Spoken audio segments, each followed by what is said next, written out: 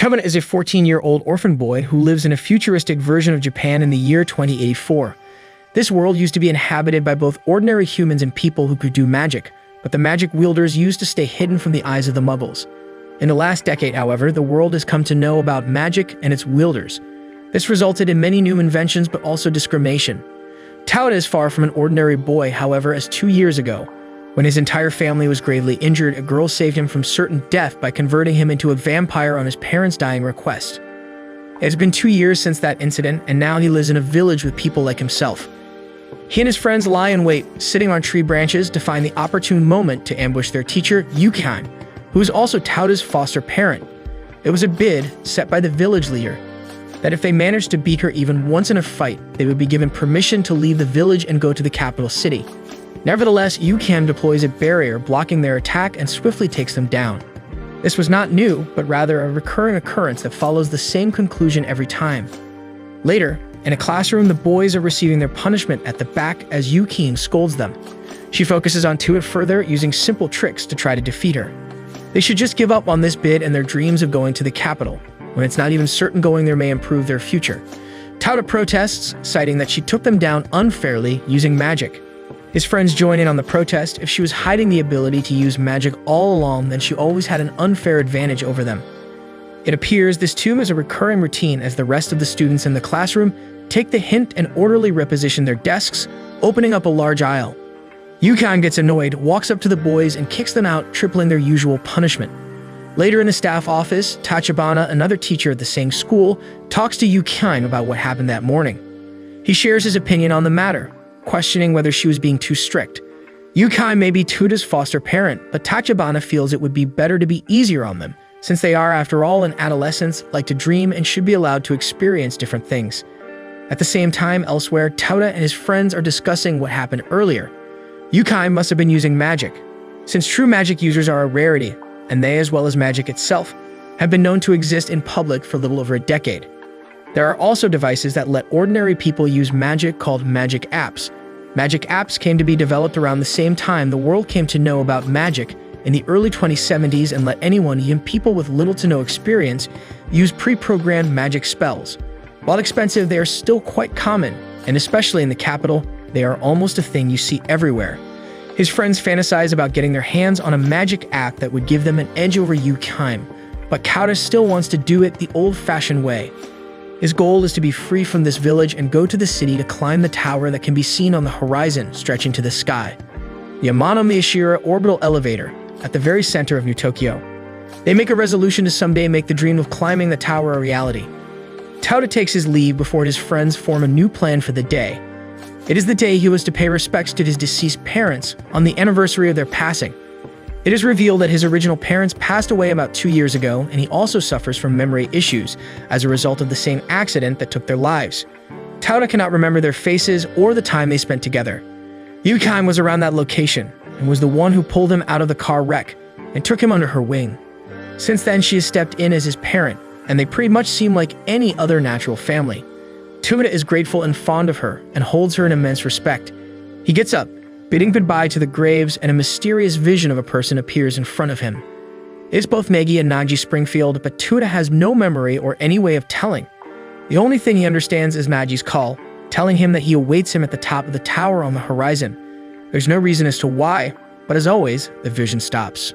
After a long day, it is almost time for dinner, and at the living quarters of the school building, which was originally meant for a few of the staff, Tauda has just finished cooking. He sits and dines with Yukan. She praises his cooking, saying it has only improved after all this time. Yukan isn't a good cook, so it is Tauda who saves them both from a horribly spicy, salty, or overcooked dish every day. Idle chatter turns to Tauda, asking her for lessons in magic. She refuses, evading the question or giving vague answers. It couldn't dampen his spirits, though, as the first thing he does after dinner is practice sword swings. The following morning starts off peaceful and familiar like any other. Another day of Kauta and his friends trying to overpower Yukan, only to lose badly themselves and get punished. They are certain the reason must be that she uses magic. As they are contemplating ways to defeat her while enduring their punishment, a voice calls out to them, offering assistance. All of a sudden, Tachabana tells them that he can teach them magic to help them meet their goals. He hands each of them a magic app and tells them to keep this a secret from Yukan, citing a difference in opinions and teaching methods. Tachibana says that he believes the boys have been forced to hold back long enough and should be let to live freer. After all, their youth has just started.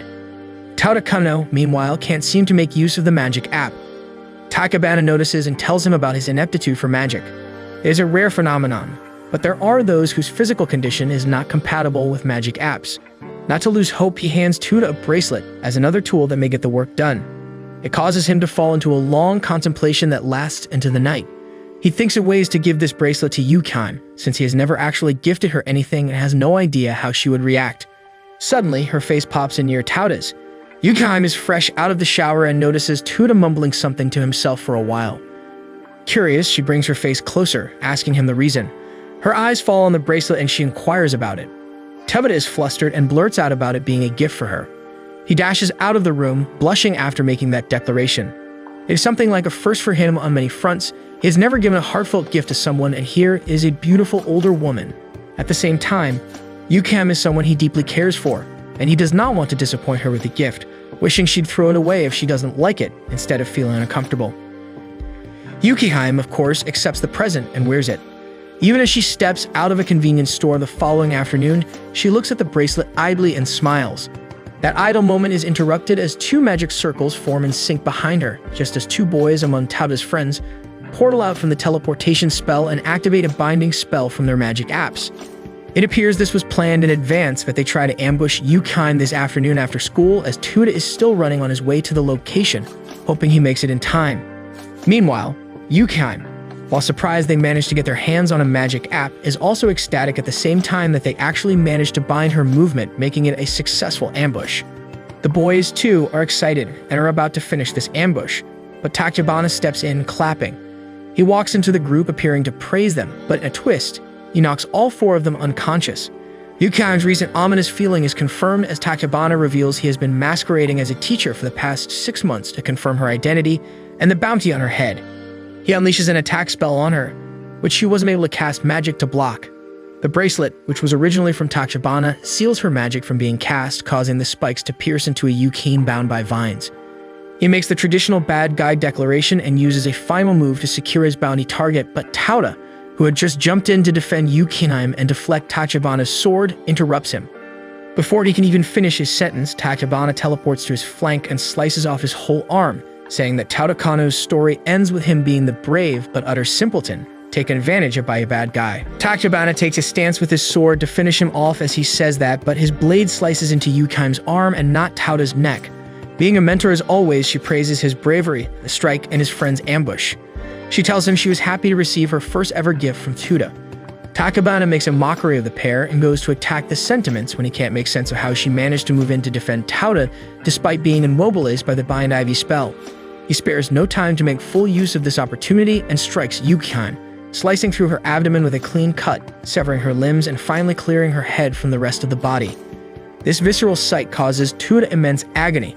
The person who cared for him and who he cared for, lifeless on the ground after being brutalized. A blade pierces through his chest from behind, silencing his scream. Tachibana has silenced all witnesses now, except the four boys, and he starts walking in their direction. With the last of Tauda's moments fleeting before his eyes while the rest of his body wails in pain, he wonders if this is the end. All he can do right now is give in to the numbness. His regrets would not reach anyone. Are you really just going to give up? This familiar voice breaks through his daze. He opens his eyes to see Yukime's head in front of him looking at him. She is smiling despite everything. She urges him to listen as there is not much time until Tachibana kills everyone here, and only Tauda can do something against it.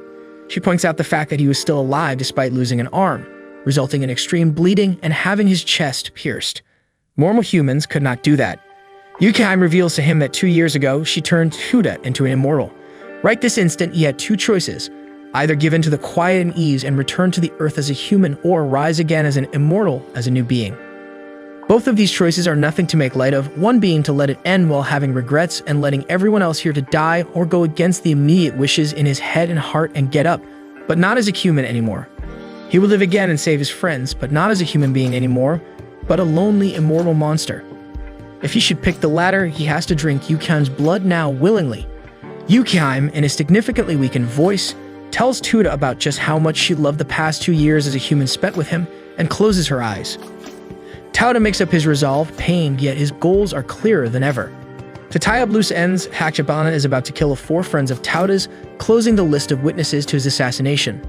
A severed and flung arm interrupts the anime villain's speech. Tauda has a blade in his remaining right hand and charges at him, exchanging a heavy blow. Tachibana forces him back and activates an incinerate spell, destroying Tauda's remaining arm too. He is, however, not able to complete his maniacal laugh as Tauda rises up again and regenerates both of his arms in an instant.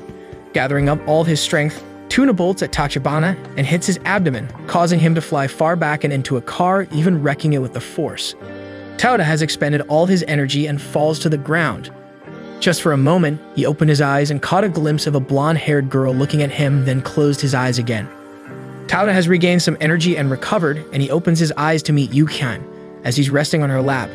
He is confused, wondering how both of them are still alive. She reminds him of the consequences of being an immortal and apologizes for the selfishness that made him one. She comes clean to Tuda, revealing her real name, Evangeline A.K. McDowell, a vampire who has lived for 700 years. That his parents did not die in an accident 2 years ago. They were also assassinated, and their dying wish was for Evangeline, the one who found them, to save their child. She gave in to that wish and cursed Timoda with immortality in order to save him. Timoda isn't depressed, he feels fascinated by the fact that he'd live forever. Evangeline says otherwise, this longevity curse has already taken a toll on her and it is nothing to be happy about. Yet Tauda relieves her, saying it wouldn't be so bad since, firstly, Evangeline was still alive, and that she'd be alive forever too. The only family Tauda has and the person closest to him will stay with him. Even if it's not forever, he'd be happy to be with Evangeline at the very least. His friends also appeared to have recovered, and emergency services took care of the rest of the things there. The following morning, after saying their goodbyes, Tauda, together with Yukiheim, becomes the first to leave the village. Since Yukiheim's whereabouts are not secure anymore, there will be more bounty hunters who come after her. It was best to leave when things were quiet to not bring any more trouble to the village or themselves. They set out to the capital of Mutokyo, to the sky-piercing tower in the horizon. Evangeline asks Tauda why he wants to climb the orbital elevator so much. He decides to, for the moment, keep the visions he has been having of someone calling him to the top of the tower a secret from her, saying the reason is something as trivial as curiosity for whatever amazing thing may be on the top of the tower. As the two continue their travels, Tauda seems to be amazed at the things that appear most mundane to us. The size of the road/highway feels incredible to someone who has lost their memory of everything before 2 years and lived in the countryside ever since. But it feels odd to have a road this wide and yet no one is actually using it. Evangeline explains that it is a common thing happening all over the world, as the human population has decreased us in quite a lot and not only something exclusive to Japan. Tauda complains that no matter how much they keep walking, the distance to the city never seems to lessen. On asking why they aren't using public transport but walking instead, Evangeline replies they would give away their position and encourage more bounty hunters to come after them. He is still quite giddy. He sees journeying to a new, unknown place as a new opportunity to make new friends. Unsure whether it is simply naivete that he is showing to Evangeline or an attempt to distract himself from anxiety, he keeps the air light. The dude stops to take a break at an abandoned store near a bridge and stream. If he were a dog, he'd be wagging his tail fast, while looking at the new world and the so many fascinating things around. Evangeline reminds him that he is an immortal now, and to keep this statement in mind and never forget it. He has to lead life differently with different views than he did before. He will forever retain his current appearance of a 14-year-old, and this makes it a lot more complicated to form bonds with others. Tauda says that he's going to go take a bath in the nearby river and runs off. Tauda takes off all his clothes and jumps into the clear river. Staring at the sky, floating on the water, the earlier conversation seems to have left a mark on his mind. Though he's annoyed at Evangeline's need to be a downer with those depressing talks, he still thinks hard about the implications.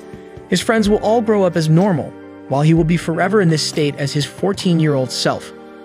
His thoughts are interrupted, however. Unbeknownst to him, another girl was bathing inside the river, and as soon as he realizes that, they both get out of the river, put on their clothes, and walk back to the abandoned store. Tauda laughs it off, mentioning that he naturally assumed that he was a girl upon seeing his pretty face. They introduce themselves to each other, and we find out that he is named Kurumaru Tokisaka, and he came up somewhere up the orbital elevator. This spiffs Tauda up even more, since he just met someone from the same place he wishes to go to. Kurumaru tells Tauda a bit more about his family after being asked, also mentioning he is in exile of sorts. He was told to find and end the life of a certain her, and to never return until he completes this mission. A vampire with the title Dark Evangel, a being of 700 years of age with the appearance of a young girl, but the disguise of an older woman. It rings a bell, doesn't it? Tauta listens quietly. Kuromaru notices that he is not showing any reflection on the glass, raising suspicions. Right then, Tauta informs her of Evangeline's entrance. She went out to look for a place to get drinks. Kuromaru recognizes her, piecing together all the hints, and immediately uses his sword to strike her. Evangeline catches the blade with her fingers as if child's play, but recognizes the swordsmanship type. Shimiryu, a kenjutsu-type art practiced by legendary swordswomen of the same name. From the mountains of Kyoto, that employs the use of white wood swords and heavy usage of ki in their attacks. Upon being asked by Tauta about the sudden attack, he reveals that he is from a clan of immortal hunters and confronts Tauta for being a vampire as well. He gathers his Kai energy and initiates another attack against Evangeline. Once again, it fails, as this time she pierces his chest with her palm. A frantic Tauta is afraid that she just killed someone they met a while ago, but she tells him to calm down and observe.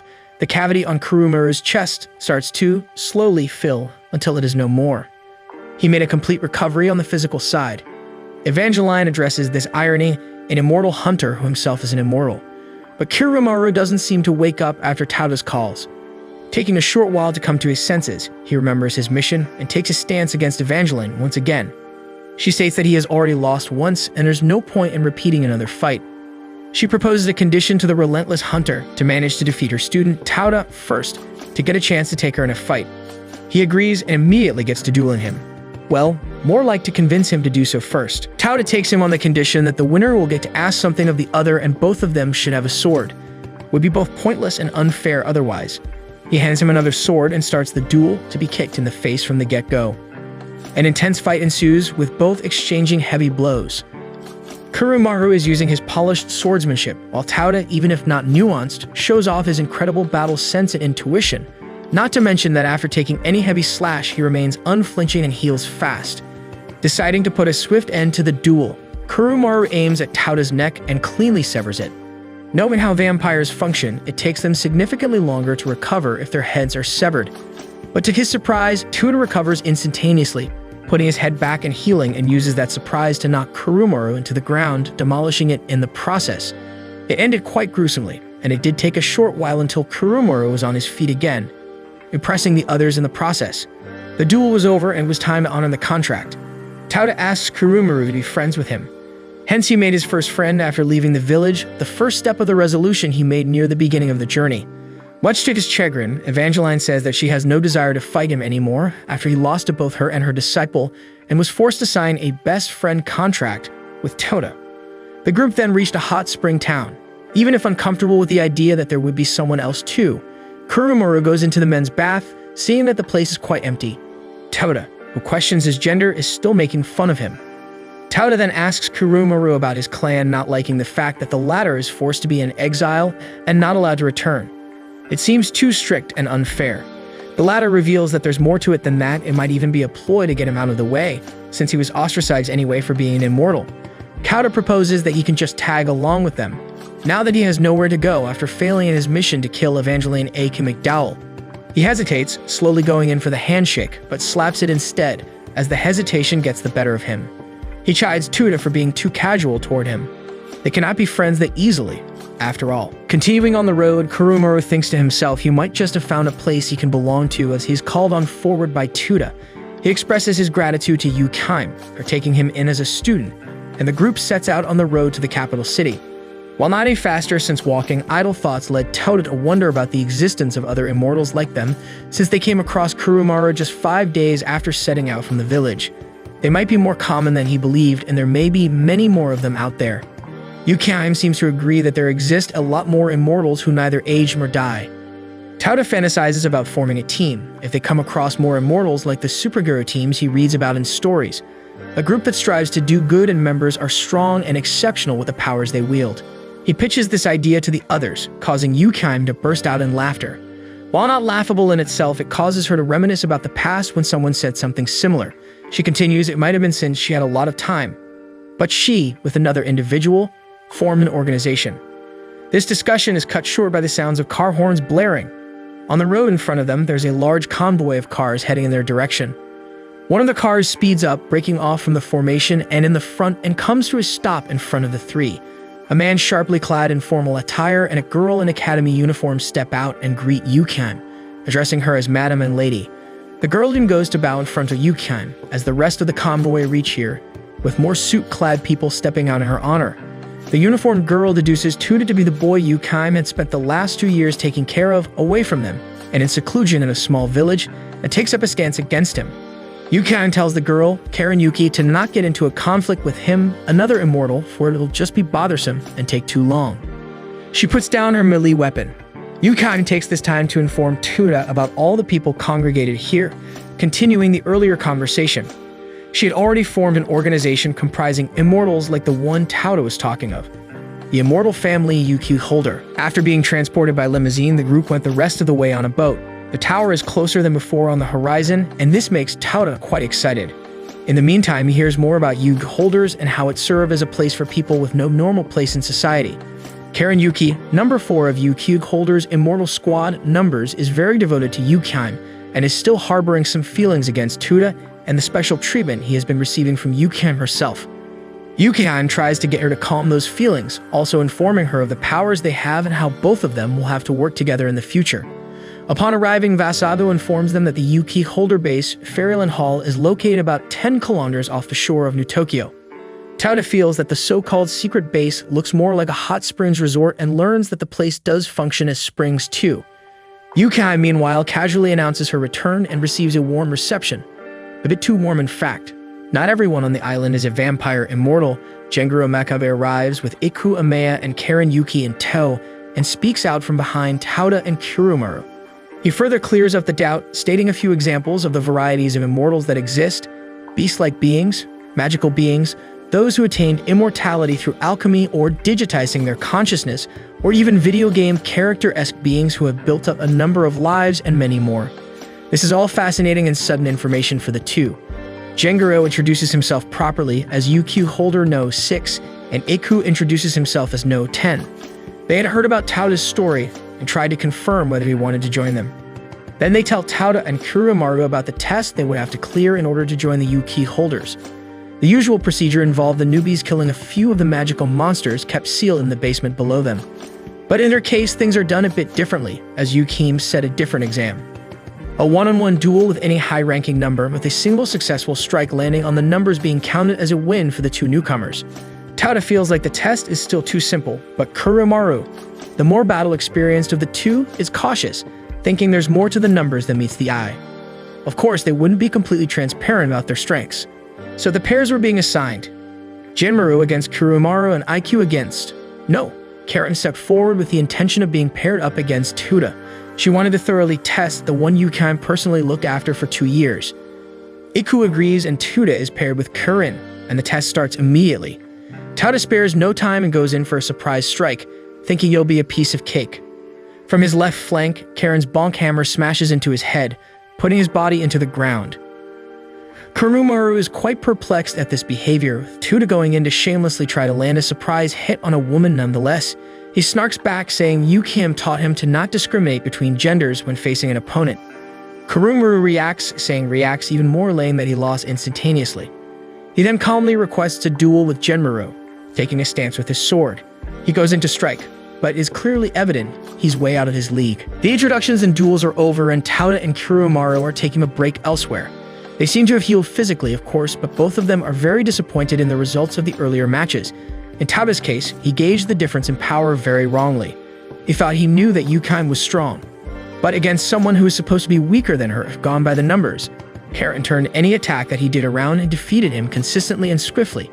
He is certain that at the moment, with this level of strength and technique, it is simply not possible to beat Karen in a fair fight, unless he pulls of a very expected and low surprise attack when she's bathing, for example. Kurumaru, on the other hand, was almost in a sword dance performance with his partner. Genmaru deftly evaded every slice and strike as if he knew the next attack was coming and its target and angle, and he did it without magic too. There was a difference in power and experience, with the way things are right now. Sometime around then, another girl, roughly their age, was walking across the lawn/garden with 3 large bags when she tripped and fell in front of them. The 2 boys go to help her up and also provide assistance in carrying those heavy and large bags. They carry them to the incinerator together and put them in there, shutting the lid. Lightly introducing themselves, Tuba explains that they aren't customers of the Fairyland Hall, rather, they are there to enroll in the Yuki holders.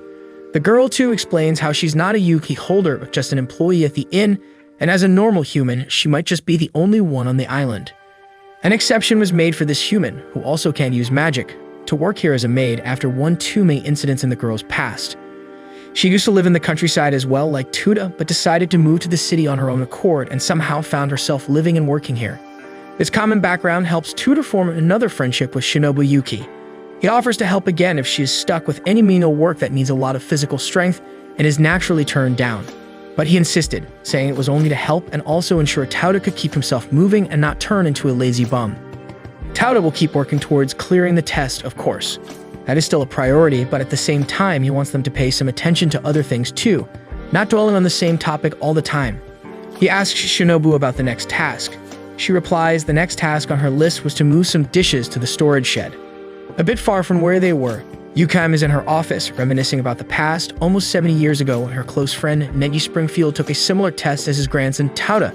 Back then, all of his students came to cheer him on, as he too had to successfully land just a single hit on someone to clear the exam. Meanwhile, Tauda and Kurumaru have taken on the next task while helping Shinobu and are walking with stacks of boxes, trying to find the storage shed. Tauda hears a strange whisper in his head, calling him to a certain direction. A shed catches his eye in the distance. He decides that that must be the storage shed, as it most closely resembles the description they were given. The door opens to reveal a gloomy spiral staircase that goes deep underground.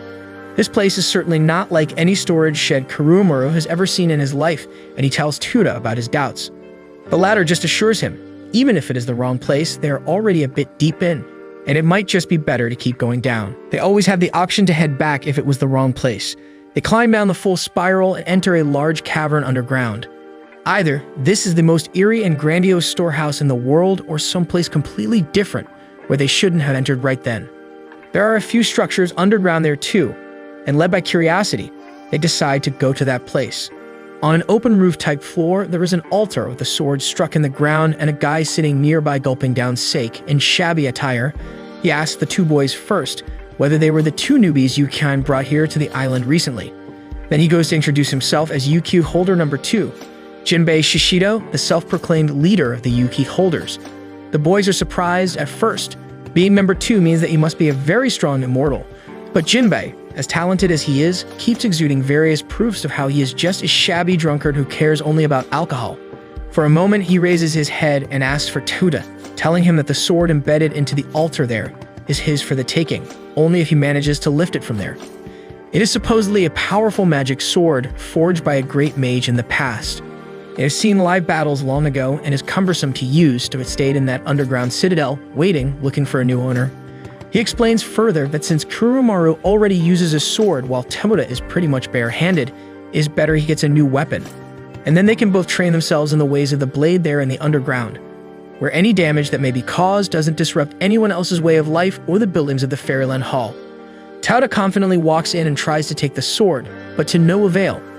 No amount of strength he puts into pulling it out works.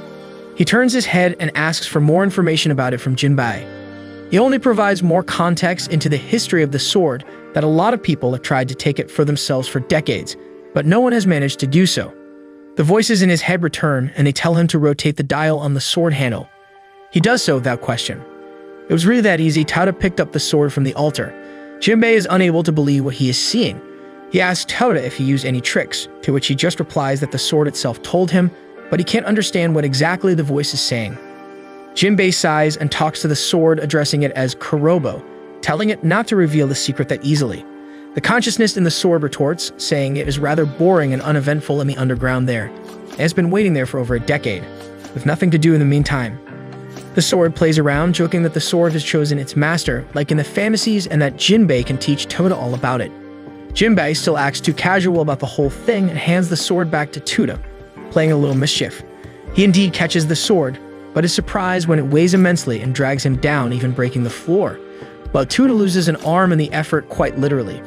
But his immortal nature makes him recover soon. Jinbei takes back the sword and informs Tauda of its true nature, as a magical sword that harnesses the power of gravity to amplify its strikes. It can change its weight on the turn of a dial, according to the wielder's will.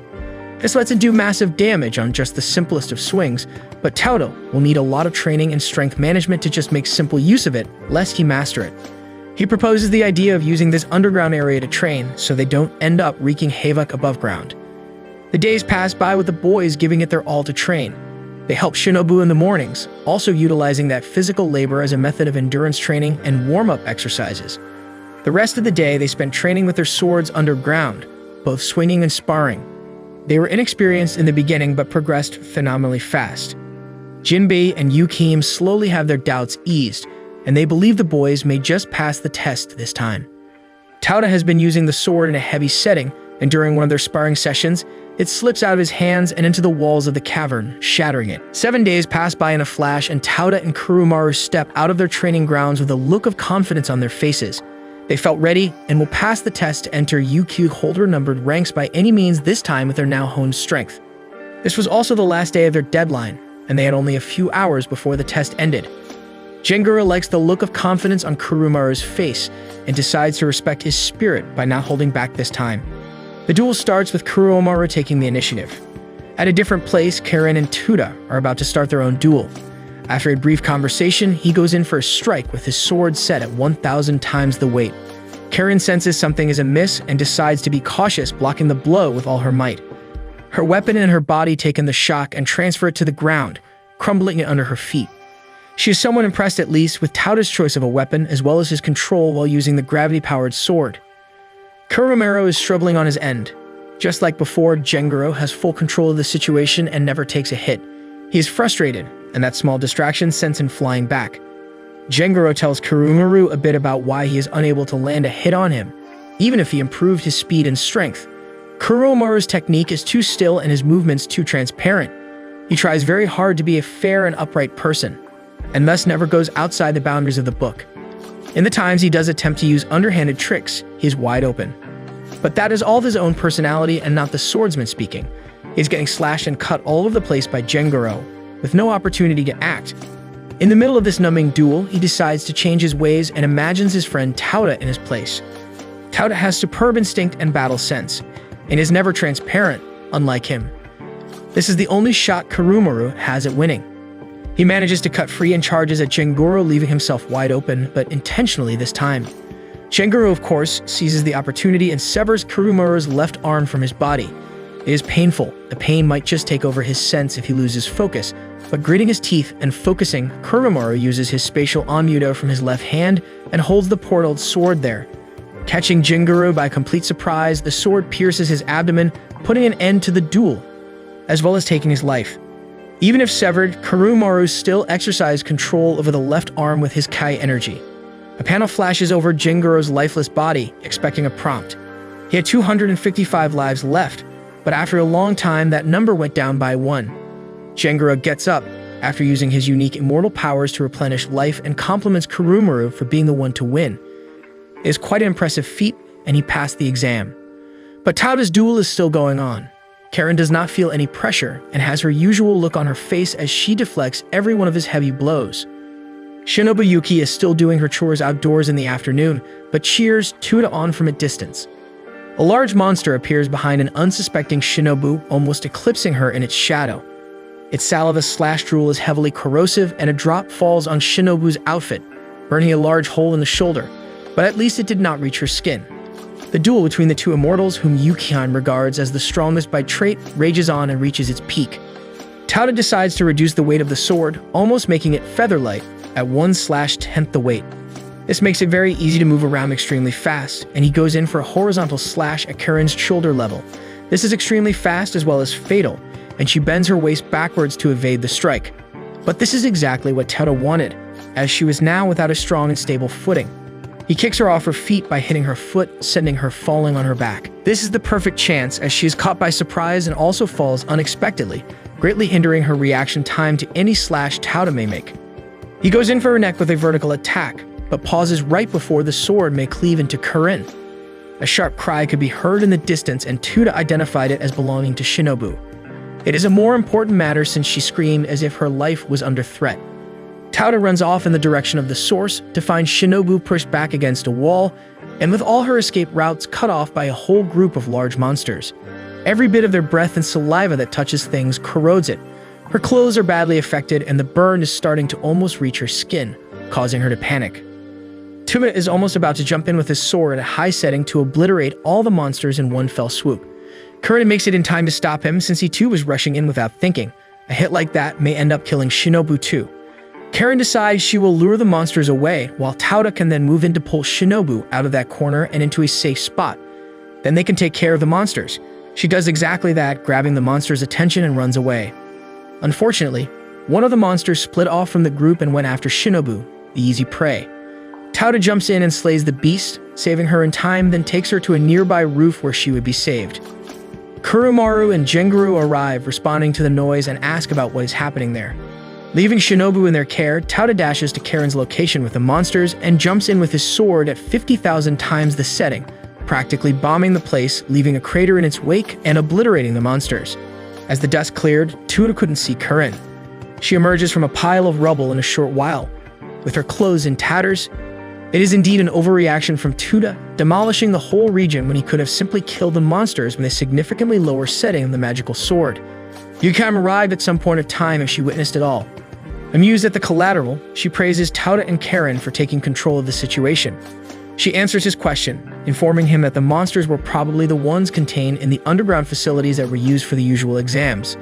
They must have escaped somehow en masse, probably through a hole that they discovered a few days ago when a wall of the facility was shattered.